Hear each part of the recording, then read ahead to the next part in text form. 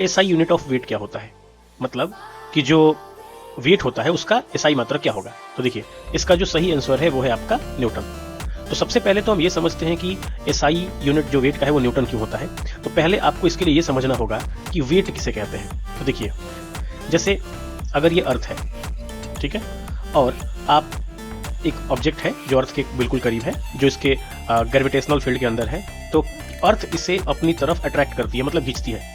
तो जिस फोर्स से अर्थ किसी भी ऑब्जेक्ट को अपनी तरफ खींचता है उसी फोर्स को हम वेट कहते हैं। मतलब जो वेट होता है वो क्या होता है, फोर्स होता है।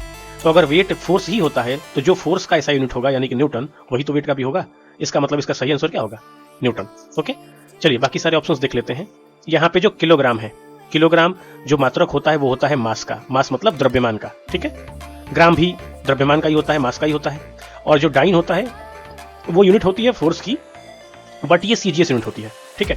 अच्छा, तो फिर क्या डाइन वेट की यूनिट नहीं हो सकती, बिल्कुल हो सकती है। वेट भी डाइन की यूनिट हो सकती, मतलब जो डाइन है वो भी वेट की यूनिट हो सकती है, बट ये किस केस में है, सीजीएस केस में। लेकिन क्वेश्चन में क्या पूछा गया है, एसआई यूनिट, तो एसआई यूनिट क्या होगा, न्यूटन होगा। और अगला सवाल है what is the unit of momentum, momentum का मात्रक क्या होता है। तो इसका सही आंसर होगा केजी मीटर पर सेकंड, यानी कि ऑप्शन नंबर बी इसका करेक्ट आंसर है, ठीक है। लेकिन हम समझते हैं कि ये आया कैसे। देखिए आपने पढ़ा होगा कि जो मोमेंटम यानी संवेग होता है, तो मोमेंटम का फॉर्मूला होता है मास इनटू वेलोसिटी, मतलब संवेग बराबर द्रव्यमान गुणे वेग, ठीक। मास का मात्रक क्या होता है, केजी, और वेलोसिटी का मात्रक होता है मीटर पर सेकंड। तो जब आप इसको मल्टीप्लाई करेंगे तो आएगा केजी मीटर, और पर सेकंड के लिए हम इसका पावर -1 लिख लेते हैं। और यही रीजन है कि इसका करेक्ट आंसर क्या होगा, बी होगा।